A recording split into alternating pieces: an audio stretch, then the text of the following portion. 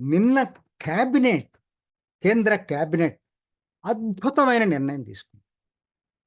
అంటే చరిత్రాత్మకమైనటువంటి నిర్ణయం.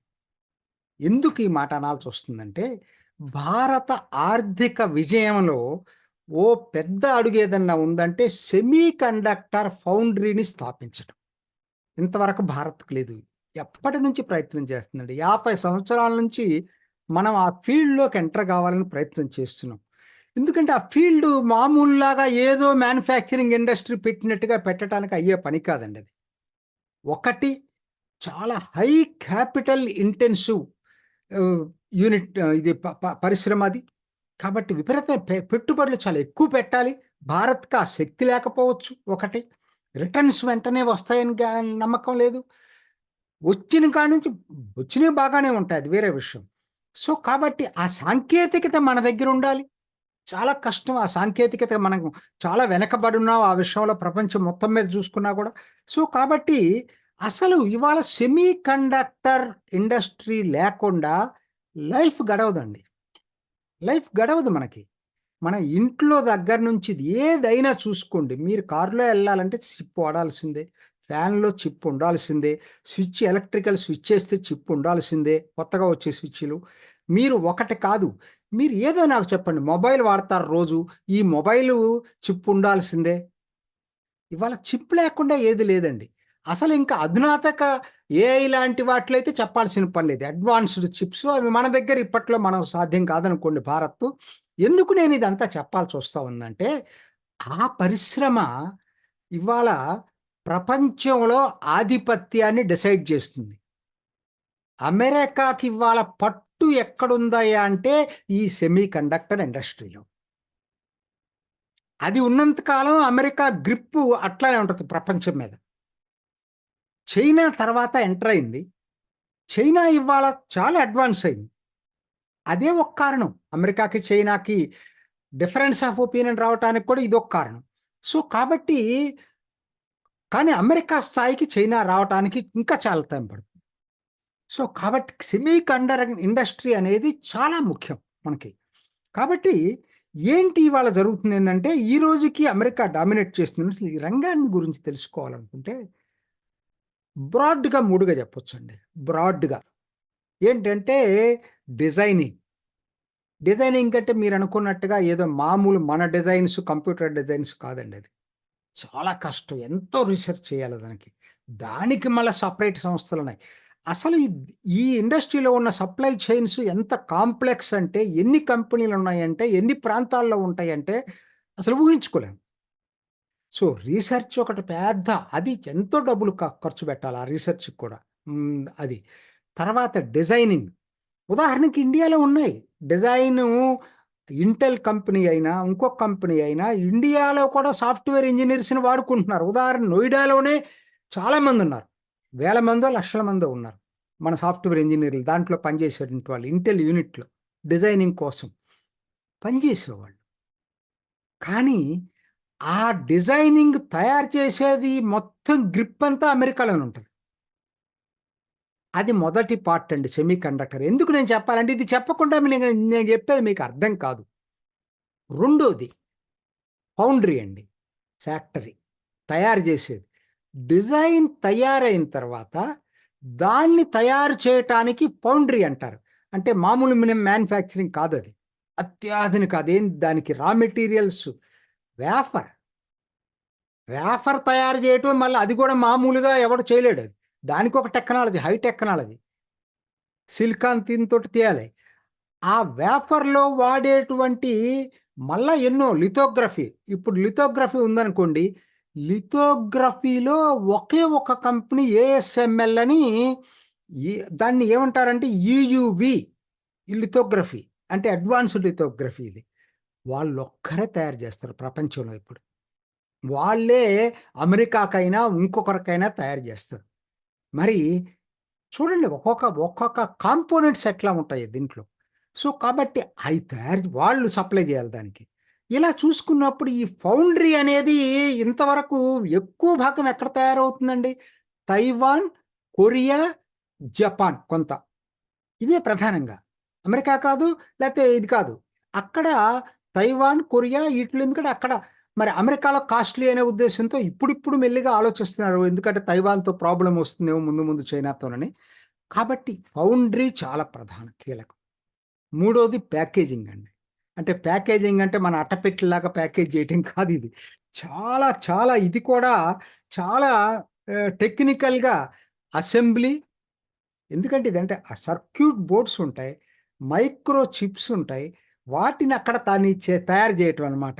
అదో పెద్ద ఇంకొకసారి ఇప్పుడు అంతకుముందు చేసిన వీడియోలు నాయున్నాయి. ఒక 5 పార్ట్‌లుగా చేశాను. కావాలంటే చూసుకోండి.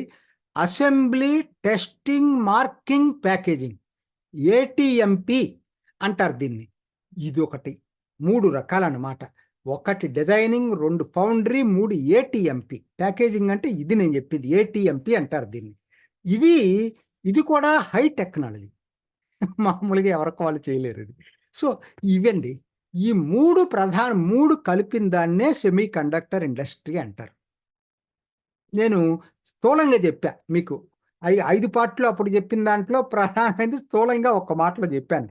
ఎందుకు ఇవాళ చరిత్రాత్మకం మోడీ తీసుకున్న నిర్ణయం అని ఎందుకు చెప్తున్నానంటే, నిజంగా నిన్న మొట్టమొదటిసారి క్యాబినెట్‌లో భారత్ కూడా ఒక ఫ్యాబ్రికేషన్ యూనిట్‌ని పెట్టబోతుంది.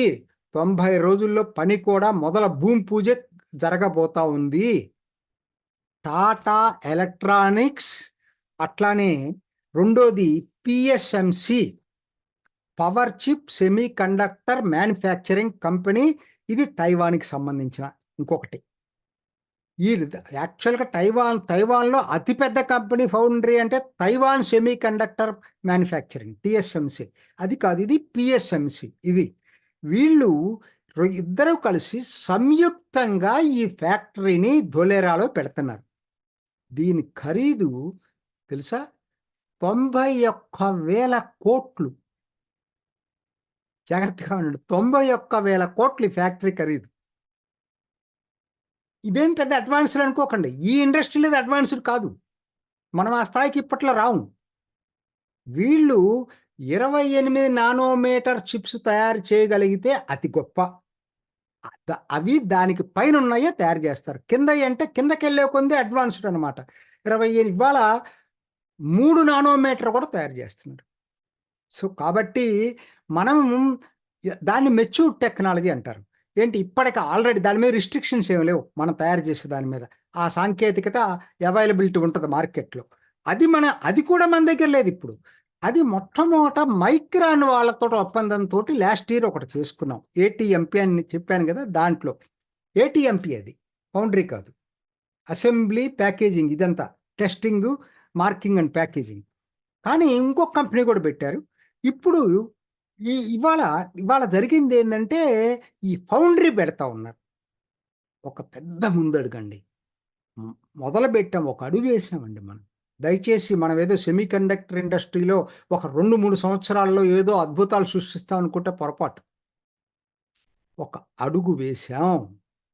ఒక దశాబ్దం 2 దశాబ్దాలు పడుతుంది. మనం అమెరికాతోటేమో కానీ చైనాతోటి దగ్గరికి వెళ్తాం. అది ఇండస్ట్రీలో ఉన్నటువంటిది. అంత చిన్న విషయం కాదు ఇది. దాంట్లోకి ఎంటర్ అయ్యామండి. అది ఎందుకంటే మీరు తెలుసో లేదో, భారత్ ఎప్పటి నుంచో ట్రై చేస్తుంది. 62లోనే ట్రై చేసిందట. సరే అది వదిలిపెట్టండి. తర్వాత 80 నుంచి 1980, 84, 2005, 2007, 2011 ఈ సెమీ కండక్టర్ ఇండస్ట్రీలోకి ఎంటర్ కావాలని తహతాలాడి ప్రయత్నాలు చేసి విఫలమైంది. మొట్టమొదటిసారి ఇవాళ మోడీ దీన్ని సక్సెస్ అయ్యి ఇవాళ విజయవంతమయ్యి గుజరాత్ ధులేరాలో ఈ ఫ్యాక్టరీకి 90 రోజుల్లో భూమి పూజ చేయబోతున్నారు. అఫ్కోర్స్ ఇంతకుముందు వేదాంత కూడా ఇటువంటిది ఏదో పెట్టబోయాడు, అది సక్సెస్ కాలేదు. అది వదిలిపెట్టండి. ఇది గ్యారంటీగా 50,000 వేఫర్స్ తయారవుతాయి. అంటే ఈ చిప్స్ అన్ని కలిపి ఉండే ప్లేట్ని వేఫర్ అంటారు. వాటి రెస్ట్ చిప్స్ పెట్టేటిని. అంటే ఒక్కొక్క వేఫర్ మీద 5,000 చిప్స్ ఉంటాయట ఒక్కొక్క వేఫర్ మీద. ఇట్లా మొత్తం మీకు సంవత్సరానికి 300 కోట్ల చిప్స్ తయారవుతాయండి ఈ ఫ్యాక్టరీలో. దీన్ని ఫౌండరీ అంటారు. ఈ ఫౌండరీలో 300 కోట్ల చిప్స్ తయారవుతాయి. అది దీని ప్రత్యేకత. ఇది మొట్టమొదట ఫ్యాబ్ యూనిట్ అండి, ఫ్యాబ్రికేషన్ యూనిట్. ముందు ముందు ఇంకా వస్తాయని చెప్తున్నారు. 91 ఇది అయితే నిన్న క్యాబినెట్లో ఇంకా కూడా 2 ఏటీఎంపీలకు కూడా శాంక్షన్ చేశారు. అందులో ఒకటేంటంటే ఈశాన్య భారతంలో పెడుతున్నారు. 27,000 కోట్ల పెట్టుబడితోటి టాటా టీశాట్ వాళ్ళు 27,000 కోట్లతోటి అస్సాం గౌహతి దగ్గరలో పెడుతున్నారు. ఇది ఏటీఎంపీ. నేను చెప్పాను కదా, అసెంబ్లింగ్, మార్కింగ్, ప్యాకేజింగ్. ఇది 48 మిలియన్ చిప్స్ ప్రతిరోజు తయారవుతుంది. అట్లనే మూడోది రెనసాస్ కార్పొరేషన్ జపాన్ వాళ్ళది, స్టార్స్ మైక్రో ఎలక్ట్రానిక్స్ థాయిలాండ్ వాళ్ళతో కలిపి, సీజీ పవర్ అనే కంపెనీ మన ఇండియన్ కంపెనీ కలిపి, ఈ 3 కలిపి సనంద్ గుజరాత్లో 7,600 కోట్లతోటి పెడుతున్నాయి. ఇది కూడా స్పెషలైజ్డ్ చిప్స్కి ఏటీఎంపీ. అది మనం మర్చిపోద్దు. అడ్వాన్స్డ్ చిప్స్ ఇక్కడ తయారు కావాలి. అడ్వాన్స్డ్ చిప్స్ తయారైన వాటిని ఇక్కడ ఏటీఎంపీ చేయటం కోసం పెట్టే ఫ్యాక్టరీ ఇది. హై వాల్యూ చిప్స్ ఇవి. దీనికి 7,600 కోట్లతోటి పెడుతున్నారు. 15 మిలియన్ చిప్స్ రోజుకు తయారవుతాయి ఇవి. ఇవ్వండి, ఈ 3 కలిపి 1,25,600 కోట్లు పెట్టుబడి అండి కేవలం 3 యూనిట్లకి. అంటే అమెరికా లెక్కలో $15.2 బిలియన్. ఇందులో భారత ప్రభుత్వ ప్రోత్సాహకం 47,704 కోట్ల రూపాయలు ప్రోత్సాహకమే.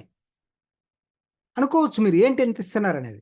మనం ఇచ్చేది నథింగ్. అమెరికా ఇక్కడ మీకు బైడెన్ కొత్తగా ఆమోదించిన దీని చట్టం ప్రకారంగా $100 బిలియన్ ఇస్తున్నాడు ఈ ఇండస్ట్రీకి. ఎందుకంటే ఇదే ఆయువు పట్టండి.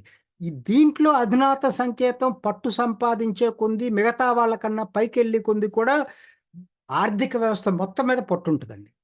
అంత పెద్దది ఇది. అందుకని చెప్పి ఇన్నాళ్ళకి మన కళ నెరవేరుతా ఉంది. మనం కూడా సెమీ కండక్టర్ ఇండస్ట్రీలోకి ఎంటర్ అవుతా ఉన్నాం. నాకైతే చాలా సంతోషంగా ఉంది ఇది. కాకపోతే ఇది సుదీర్ఘకాల పోరాటం, ప్రయాణం. ప్రయాణం. మోడీనే చెప్పాడట ఫస్ట్ క్యాబినెట్ మీటింగ్ బ్రీఫింగ్లో, వాళ్ళే చెప్పారు. ఇది 20 సంవత్సరాలకు ప్లాన్ చేసినప్పుడే మీరు మొదలు పెట్టండి అని చెప్పాడట. కరెక్ట్. అది అంత లాంగ్ టర్మ్ ప్లాన్ లేకపోతే ఇది సక్సెస్ కాదు ఈ ప్రణాళిక. చాలా సంతోషకరమైన వార్త. అదే నిన్న చివరిగా ఎన్నికలకు వెళ్ళే ముందు చివరి గణాంకాలు నేను రిలీజ్ అయినాయండి. ఏంటవి? Q3 3వ క్వార్టర్ ఆర్థిక ఫలితాలు అందరూ ఊహించిన దానికి భిన్నంగా 8.4% జీడిపి వృద్ధి రేటు. 8.4%. ప్రపంచం మొత్తం ఆర్థిక వ్యవస్థ కొనారిల్లుతూ ఉంటే భారత్ పైకి వెళ్తుంది. అందరూ ఊహించింది 7%, 7 పాయింట్ సంథింగ్ అని అనుకున్నారు. 8.4% వచ్చింది. అదే Q1, Q2 కూడా మనకు శుభవార్త ఏంటంటే, ఒరిజినల్గా అవి మనకు చెప్పింది 7.8% Q1 అనుకుంది జీడిపి. రివైజ్డ్ అంచనాలు ఇప్పుడు 8.2%కి పెరిగింది. Q2 7.6%గా ప్రకటించింది. రివైజ్డ్ అంచనా 8.1% పెరిగింది. మొత్తం 23-24 ఆర్థిక సంవత్సరానికి 7.6% వృద్ధి రేటు ఉంటుందని చెప్పి అంచనా. చూడబోతే దానికంటే ఎక్కువ ఉండేటట్టుంది. అది వరకు 7% అంచనా వేశారు. ఇప్పుడు 7.6%కి ఈ రోజుకి అంచనా వచ్చింది. ఏ దేశం కూడా వాళ్ళ మేజర్ ఎకానమీస్లో ఎక్కడా ఏం లేదు. అద్భుతమైనటువంటి ఆర్థిక ప్రగతితోటి, అద్భుతమైన ఆర్థిక విజయాలతోటి మోడీ ఎన్నికలకు వెళ్ళబోతున్నాడు. చూసారు కదండి. మరి ఈ వీడియో కనుక మీకు నచ్చినట్లయితే ఒక లైక్ కొట్టేసి మీ అభిప్రాయాన్ని కూడా కామెంట్ బాక్స్లో తెలియజేస్తూ ఇలాంటి ఇంట్రెస్టింగ్ అప్డేట్స్ కోసం మా ఛానల్ని సబ్స్క్రైబ్ చేసుకోండి.